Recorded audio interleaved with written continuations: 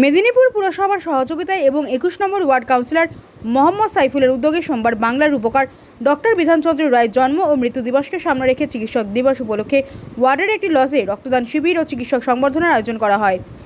এদিনের রক্তদান শিবিরে প্রায় 2 শতাধিক রক্তদাতার রক্তদান করার লক্ষ্যমাত্রা রাখা হয়েছে। এছাড়াও এদিন ওয়ার্ডের 3 জন চিকিৎসককে সংবর্ধনা জানানো হয় বলে জানিয়েছেন ওয়ার্ড কাউন্সিলর মোহাম্মদ সাইফুল।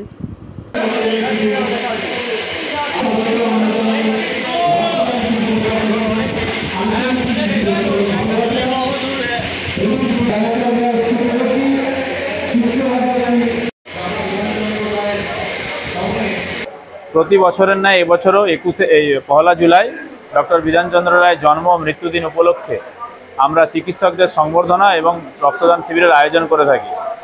এটা নিয়ে আমাদের তৃতীয় বর্ষ।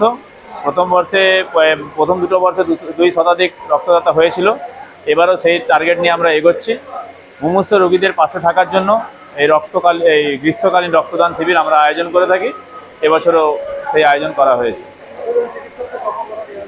আমরা 3 জন চিকিৎসককে সংবর্ধনা দিচ্ছি। 200 প্লাস।